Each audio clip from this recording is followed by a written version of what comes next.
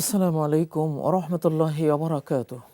প্রিয় দর্শক, আপনাদেরকে আমন্ত্রণ জানাচ্ছি এনটিভির সাপ্তাহিক অনুষ্ঠান দারসুল হাদিসে। আশা করি আপনারা সকলে ভালো আছেন। আলহামদুলিল্লাহ, আমরাও ভালো আছি। প্রিয় দর্শক, প্রতি সপ্তাহের মতো এই সপ্তাহেও একটি হাদিস নিয়ে আমরা আপনাদের সামনে উপস্থিত হয়েছি। আজকে যে বিষয়টি নিয়ে হাদিসটি নিয়ে আসব সেটি হলো আদ-দুআ, প্রার্থনা, প্রেয়ার। সকল ধর্মেরই মূল নিউক্লিয়াস, প্রাণ শক্তি হলো আদ-দুআ, প্রেয়ার, সৃষ্টিকর্তার কাছে আকুতি জানানো।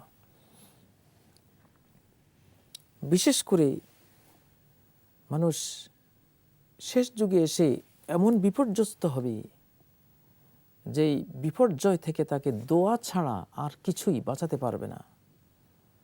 অতএব নিমজ্জমান ব্যক্তি, যে সমুদ্রে একবার হাবুডুবু ডুবে যাচ্ছে, আবার ভেসে উঠছে, আবার ডুবে যাচ্ছে, আবার ভেসে উঠছে, বাঁচার চেষ্টা করছে, ওই সময়ে সে যেভাবে আল্লাহকে ডাকে, এই সময়ে ও ও সেভাবেই আল্লাহকে যিনি ডাকতে পারবেন তিনি বাঁচতে পারবেন,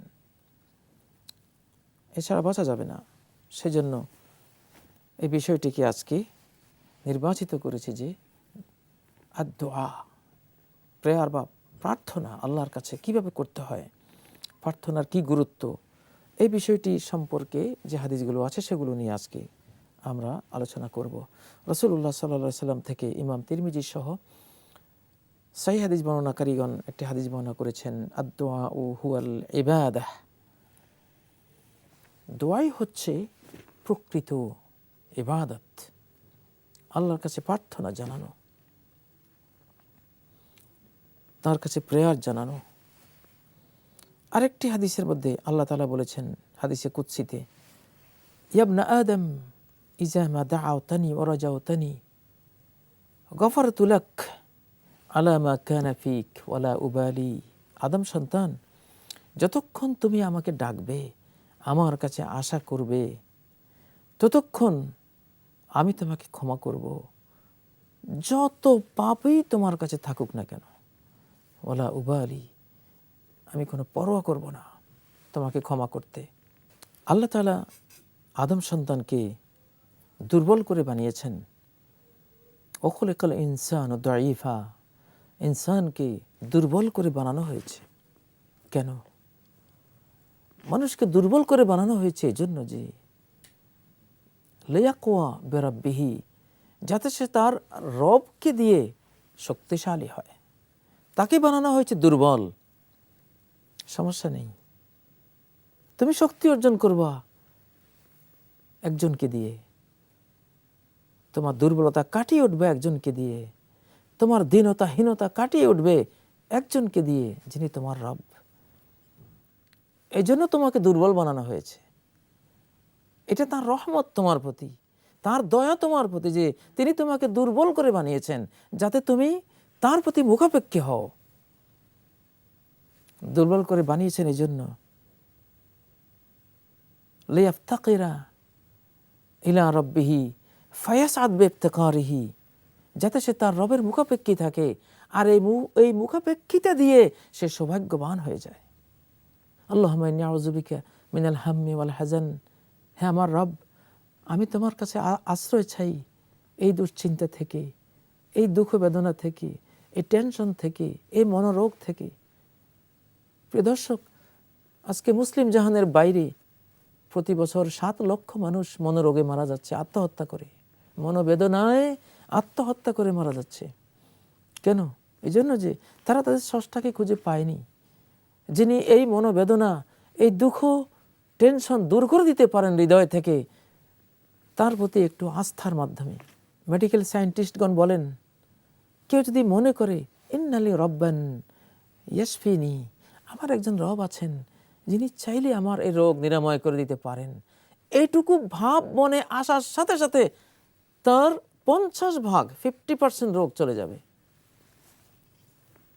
ইন্নালি রব্বান ইয়ারযুকুনি, আমার একজন রব আছেন যিনি আমাকে খাওয়াবেন, খাওয়াতে পারেন, এই ভাব আসার সাথে সাথে দারিদ্র্যের 50% দুঃখ হৃদয় থেকে চলে যাবে। কেন সে আত্মহত্যা করতে যাবে? আর দোয়া হুয়াল ইবাদা, দোয়াই হলো ইবাদত। আমরা ফকির, আমাদের পিতারা ফকির, আমাদের মায়েরা ফকির নি, আল্লাহর ফকির নি, আল্লাহর ফকির, আল্লাহর ভিক্ষুক, আল্লাহর কাঙ্গাল সকলেই। আমরা তার পরিবারের সদস্য, তিনি আমাদের অভিভাবক, সব কিছু তাঁর হাতে। অতএব তার কাছে চাইতে জানতে হবে। মান ফুতিহা লাহু বাবুদ দুআ ফুতিহাত লাহু আবওয়াবুর রাহমা, প্রার্থনার দরজা যার জীবনে খুলে গেছে তার জন্য তো রহমতের সকল দুয়ার উন্মুক্ত হয়ে গেছে। প্রিয় দর্শক, আল্লাহর কাছে কাকুতি মিনতি করে চাইতে হবে, প্রার্থনা করতে হবে। এই জন্য আল্লাহ আমাদেরকে দুর্বল বানিয়েছেন। দুর্বল বানিয়েছেন কারণ শক্তিশালী বানালে অহংকারী হয়ে যেতাম। ফায়াস্তাগনি আন রাব্বিহি ফায়াশকা বিইস্তিগনাহি আন রাব্বিহি। মানুষকে যদি আল্লাহ তাআলা জিবরাইল, মিকাইল, ইসরাফিলের মতো অত শক্তিশালী করে বানাতো এই প্রবৃত্তি দিয়ে, ষড়রিপু দিয়ে, তাহলে এই মানুষ আল্লাহকে ভুলে যেত। তার শক্তিমত্তার কারণে আল্লাহ থেকে বিমুখ হয়ে যেত। আল্লাহ তাকে দুর্বল বানিয়েছেন সে যাতে আল্লাহকে দিয়ে শক্তি অর্জন করে, আল্লাহকে দিয়ে সে যাতে তার অভাব অনটন দূর করে, সে যাতে আল্লাহমুখিতে অর্জন করে, যে আল্লাহমুখিতে দিয়ে সে চিরসুখী হবে। আসলেই এই মানুষ আল্লাহমুখিতে হারিয়ে ফেললে তার মতো মিসকিন, ফকির, অসহায়, দিনহীন আর কেউ নেই। সাম্প্রতিক ইন্টারনেট জগতে দেখলাম জার্মানির একজন লোক ট্রেনের নিচে ঝাঁপিয়ে পড়ে আত্মহত্যা করেছে। তার ব্যাংক অ্যাকাউন্ট খোঁজ করে দেখা গেছে সে $1000 কোটি মালিক, কিন্তু সে ট্রেনের নিচে ঝাঁপ দিয়ে আত্মহত্যা করেছে। চীনের 10 বছর থেকে 35 বছর বয়সের তরুণরা সবচেয়ে বেশি মারা যায় আত্মহত্যা করে। কেন আত্মহত্যা? এই জন্য যে তাদেরকে শয়তান বিভ্রান্ত করে দিয়েছে, আল্লাহ থেকে কাট অফ করে দিয়েছে।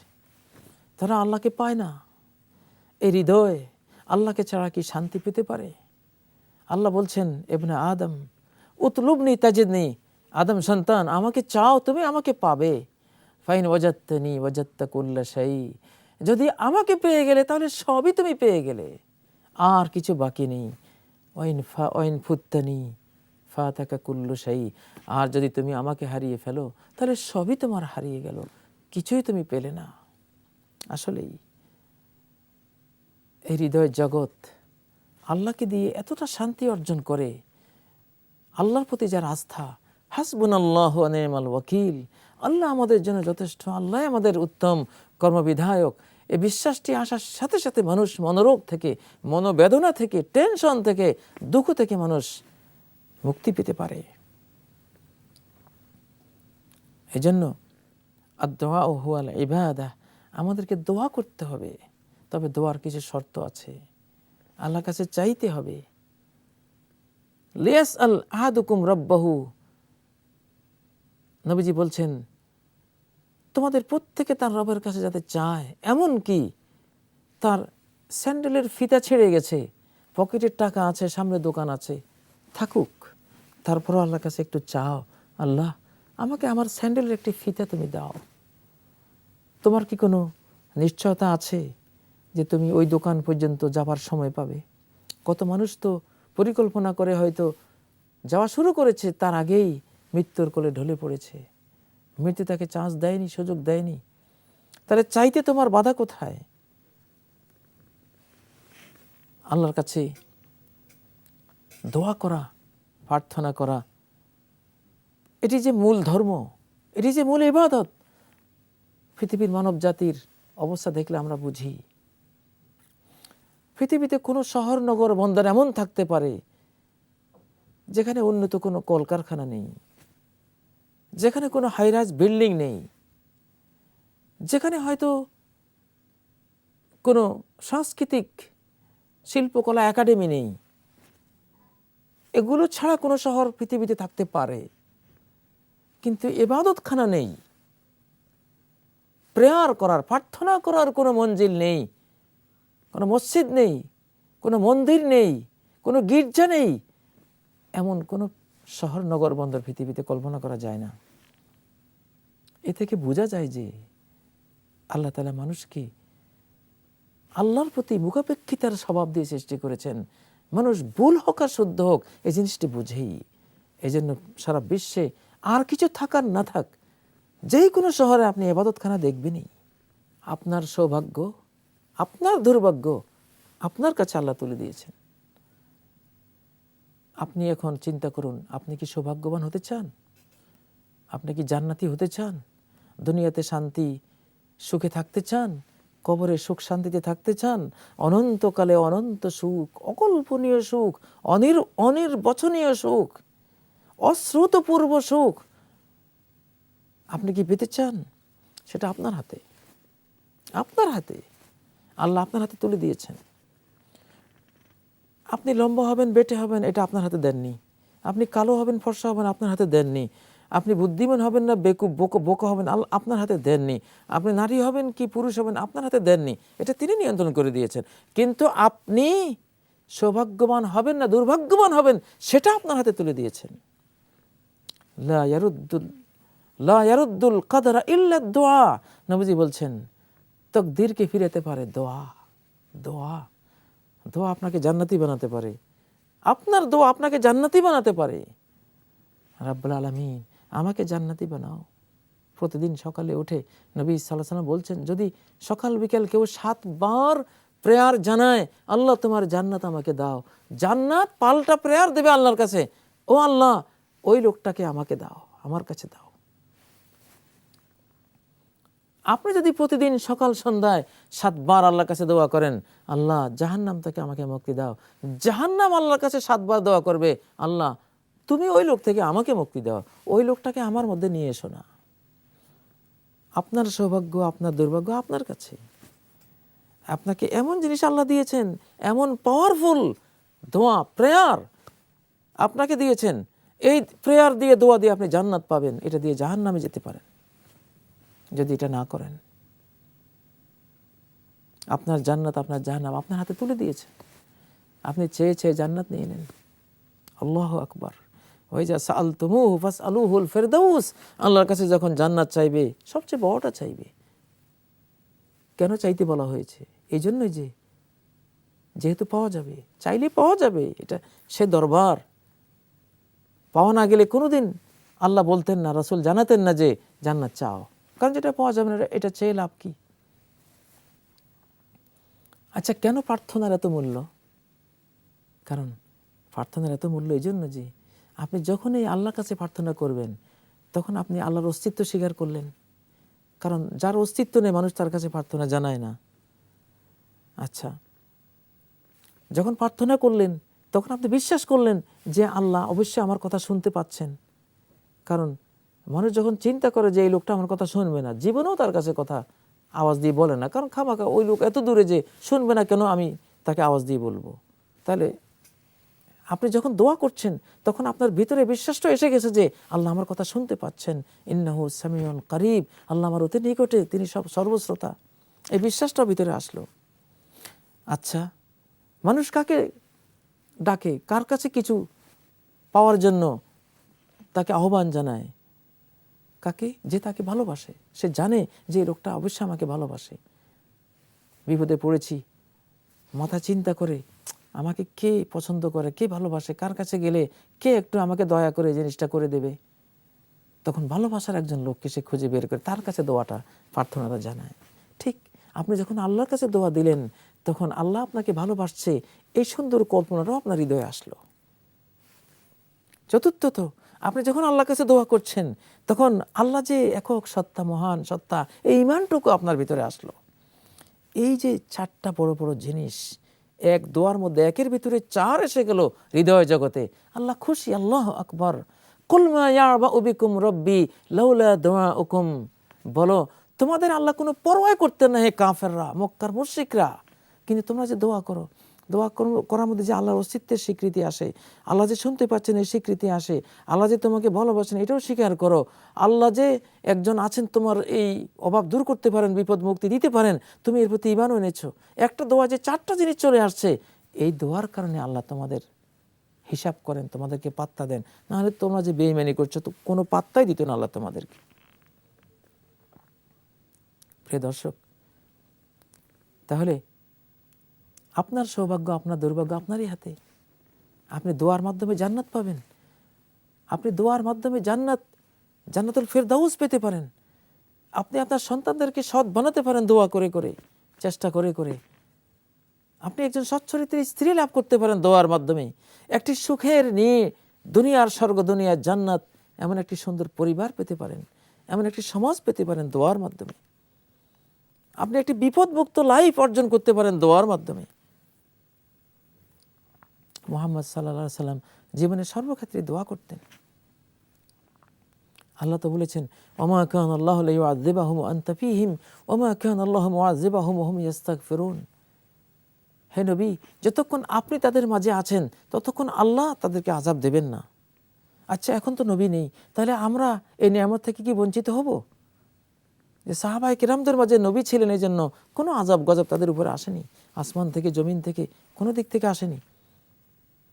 এখন তো নবীজি নেই, তাহলে আমরা কি, আমাদের আযাব থেকে বাঁচার কি কোনো উপায় থাকলো না? হ্যাঁ, ওলামায়ে কেরাম বলেছেন যে নবীজির প্রতিটি সুন্নত, তিনি কিভাবে ঘুমোতেন, কিভাবে খেতেন, কিভাবে তিনি জাগ্রত অবস্থায় আল্লাহ জিকির করতেন, ইস্তিগফার করতেন, কিভাবে সন্তান পালন করতেন, সন্তানদেরকে তারবিয়ত করতেন, কিভাবে সন্তানদেরকে আল্লাহর কোরআন, আল্লাহর প্রদত্ত জ্ঞান শিখাতেন, কিভাবে স্ত্রীদেরকে লালন পালন করতেন, তাদেরকে সুন্দরভাবে চালাতেন আল্লাহর হুকুম মতো, কিভাবে হালাল খেতেন, কিভাবে হারাম থেকে বাঁচতেন, কিভাবে প্রতিটি সুন্নাহ তিনি তার জীবনে যাপন করতেন। কোনো পরিবার, কোনো পিতা, কোনো মাতা, কোনো সন্তান যদি ওই সুন্নাহগুলি হাদিস থেকে জেনে ওইভাবে আমল করে, এই পরিবারের জীবনে কোনো শাস্তি, কোনো আযাব আসবে না, গ্যারান্টি। সূরা আনফালের 33 নম্বর আয়াত, ওমা কানা আল্লাহু লিয়ুআযিবাহুম ওয়া আনতা ফীহিম। হে নবী, তুমি যদি থাকো আর তোমার পরে তোমার সুন্নাত যদি কোনো পরিবারে, কোনো মানুষের মাঝে থাকে, তার উপরে কোনো আযাব নেই, কোনো শাস্তি নেই, কোনো ভূমিকম্পের ধ্বংসযজ্ঞ নেই, কোনো অগ্নিকাণ্ড নেই, কোনো দারিদ্র্য নেই, কোনো ক্যান্সার নেই, কোনো হার্ট অ্যাটাক নেই, কোনো কিছুই নেই, তার জীবনে আযাব আসবে না। ওমা কানা আল্লাহু লিয়ুআযিবাহুম ওয়া হুম ইস্তাগফিরুন। দ্বিতীয় আযাব থেকে বাঁচার মুক্তি হলো যদি ইস্তেগফার করে তারা। আস্তাগফিরুল্লাহ, আস্তাগফিরুল্লাহ। নবী সাল্লাল্লাহু আলাইহি সাল্লাম সালাম ফিরিয়ে আস্তাগফিরুল্লাহ, আস্তাগফিরুল্লাহ বলতেন। এটা একটা দোয়া, ক্ষমার দোয়া। মার্জনা চাও আল্লাহর কাছে, ক্ষমার যে প্রার্থনা, এটাও একটা দোয়া। প্রিয় দর্শক, আদ-দুআ হুয়াল ইবাদা, আল ইবাদাতু হিয়াদ দোয়া, এটাও বলেছেন নবীজি। ইবাদত তো দোয়াই। দোয়ার কতগুলো মোক্ষম সময় আছে। 5 ওয়াক্ত সালাতের পরে আল্লাহর কাছে দোয়া করা, বসে বসে হাত তুলে মুনাজাত করা নয়, মুখে মুখে দোয়া, অনেকগুলি দোয়া। আল্লাহুম্মা আনতাস সালাম ওয়া মিনকাস সালাম তাবারাকতা ইয়া যাল জালালি ওয়াল ইকরাম লা ইলাহা ইল্লাল্লাহু ওয়াহদাহু লা শারীকা লাহু লাহুল মুলকু ওয়া লাহুল হামদ ইত্যাদি। তারপর আল্লাহুম্মা আইন্নি আলা যিকরিকা ওয়া শুকরিক। এইভাবে কত দোয়া আছে, বসে বসে দোয়াগুলি পড়তে থাকা। তারপর এই জুমুয়ার দিনে, আজকে জুমুয়ার দিনে, সাআতুন লা ইউয়াফিকুহা আব্দুল মুসলিমুন ওয়া হুয়া কায়িমুন ইউসাল্লি ইল্লা ইস্তুজিবা লাহু আও কামা ক্বালা আলাইহিস সালাতু ওয়াস সালাম। আজকে জুমুয়ার দিনে আসর থেকে মাগরিবের টাইমে এমন একটা সময় আছে যে কোনো বৈধ দোয়া করার সাথে সাথে কবুল হয়ে যাবে, কিন্তু শর্ত হলো সালাতের অপেক্ষা থাকতে হবে। আসরের পরে সালাম ফিরিয়ে বসে মাগরিবের অপেক্ষায় থাকতে হবে, সে অপেক্ষমান অবস্থায় দোয়াটা করতে হবে। তাহলে একটা সময় অবশ্য আছে এই টাইমে, এই সময়টি ইমাম যখন মিম্বরে উঠে জুমার দিনে এবং সালাতে সালাম ফিরায়, এর মাঝামাঝিও এই সময়টা আছে। তবে বেশি সম্ভাবনা হলো আসর থেকে মাগরিব, ওই সময়ে শেষ রজনীতে দোয়া কবুল হয়। আল্লাহ যখন প্রথম আকাশে অবতরণ করে জিজ্ঞাসা করেন, কেউ কি ক্ষমা প্রার্থী আছো? আমি তাহলে ক্ষমা করব। রোগ মুক্তি কামনাকারী কেউ আছে? রোগ মুক্তি চাও, আমি রোগ মুক্তি দেব। দারিদ্র্য মুক্তি কামনা করো কেউ আছো? চাও, আমি তোমাকে দারিদ্র্য থেকে মুক্তি দেব। আল্লাহ এইভাবে আহ্বান জানান। প্রিয় দর্শক, আদ-দুআ হুয়াল ইবাদা, এই দোয়া জানতে হবে। অনেক সময় একটা মুসিবত আসছে, মুসিবত যার উপরে আসছে সে একটা দোয়া করে বসলো। নবীজি বলছেন, আকাশে গিয়ে ক্ষেপণাস্ত্রের মতো, আজকে যেমন প্যাট্রিয়ট ক্ষেপণাস্ত্র দিয়ে অন্য কোনো ক্ষেপণাস্ত্রকে মোকাবেলা করে ধ্বংস করা হয় আকাশে, এই দোয়াটা একটা ক্ষেপণাস্ত্র। মুসিবত আসছে তার উপরে, সে ওই সময় একটা দোয়া করে বসলো, ফায়াতালি জানি ইলা ইয়াউমিল কিয়ামাহ। নবীজি বলছেন এই দোয়া গিয়ে ওই মুসিবতকে আক্রমণ করবে আকাশে, এবং কিয়ামত পর্যন্ত এই দোয়া আর ওই বিপদে লড়াই চলবে। এই দোয়া ওই বিপদকে এর উপরে আসতে দেবেই না। আল্লাহু আকবার। প্রিয় দর্শক, অতএব আপনার সৌভাগ্য, আপনার দুর্ভাগ্য আপনার হাতে আল্লাহ তুলে দিয়েছেন। আপনি দোয়া করে করে, প্রেয়ার জানিয়ে আপনি সেটা অর্জন করে নিন। আপনি কেন দুর্ভাগ্য, কেন জাহান্নামের দিকে যাবেন? আপনি কেন বলেন না রব্বানা আসরিফ আন্না আযাবা জাহান্নাম, হে রব জাহান্নাম থেকে আমাদেরকে মুক্তি দান করেন? আপনি কেন বলবেন না রব্বানা আতিনা ফিদ দুনিয়া হাসানাতান ওয়া ফিল আখিরাতি হাসানাতান ওয়া কিনা আযাবান নার? হে আমাদের রব, দুনিয়ার জীবনে আমাদেরকে সৌন্দর্য দিন, আখিরাতে সৌন্দর্য দিন, আর জাহান্নামের আযাব থেকে আমাদেরকে মুক্তি দান করেন। সুবহানাল্লাহ। আপনি কেন বলবেন না সকালে 7 বার আল্লাহুম্মা ইন্নী আসআলুকাল জান্নাহ, আল্লাহ আপনার কাছে জান্নাতুল ফেরদাউস চাই, 7 বার বলুন। আবার বিকেলে 7 বার বলুন আল্লাহ আপনার কাছে জান্নাতুল ফেরদাউস চাই। আবার 7 বার বলুন আল্লাহ জাহান্নাম থেকে মুক্তি চাই। এইভাবে আপনি প্রার্থনা করুন, ইনশাআল্লাহ আপনার সৌভাগ্য, আপনার দুর্ভাগ্য আপনি নির্মাণ করার ক্ষমতা রাখেন। অতএব সৌভাগ্য অর্জন করুন দোয়ার মাধ্যমে। আল্লাহ আমাদেরকে তৌফিক দান করুন। প্রিয় দর্শক, আজকে এখানে ইতিরেখা টানলাম। সুবহানাকাল্লাহুম্মা বিহামদিকা আশহাদু আল্লা ইলাহা ইল্লা আনতা আস্তাগফিরুকা ওয়া আতুবু ইলাইক। এই অনুষ্ঠানটি আপনারা অনলাইনেও ভিজিট করতে পারবেন www.ntbbd.com এ। অতএব সেখানে ভিজিট করুন। আসসালামু আলাইকুম ওয়া রাহমাতুল্লাহি ওয়া বারাকাতুহু।